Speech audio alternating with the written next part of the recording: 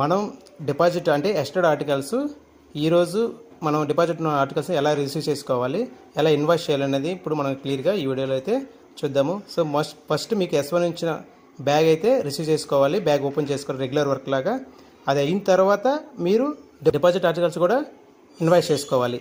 So ముందుగా మీరు invoice చేయాలంటే డిపాజిట్ ఆర్టికల్ తీసుకోవాలంటే డెలివరీ ఆప్షన్కి వెళ్ళాలి.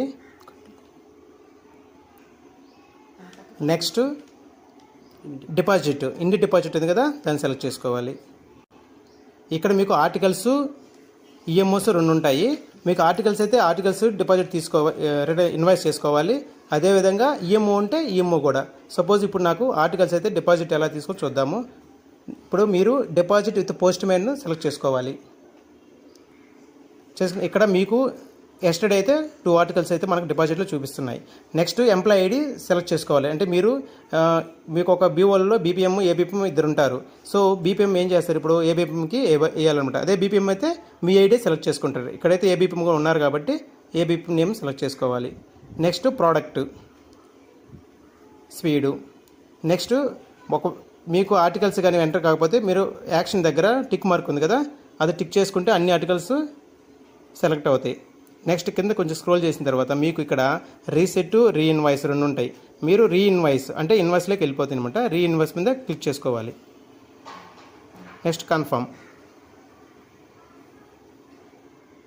సో ఆర్టికల్ ఇన్వాయిస్ సక్సెస్ఫుల్ అంటే డిపాజిట్ ఉన్న ఆర్టికల్స్ మనం ఇన్వాయిస్ చేసుకున్నామంట. మనం రెగ్యులర్ ఆర్టికల్స్ ఎలా ఇన్వాయిస్ చేసుకున్నామో అలా. నెక్స్ట్ మనము బ్యాక్ వెళ్ళాలి. మీరు బ్యాక్ వెళ్ళిన తర్వాత అంటే రిటర్న్స్ తీసుకోవాలి కదా, ఇన్వాయిస్ అయిపోయింది. Next returns. సో పైన రిటర్న్ ఉంది కదా, రిటర్న్ మీద సెలెక్ట్ చేసుకోవాలి. ఇక్కడ మోడిఫై కన్ఫర్మ్ సబ్మిట్ ఉంది.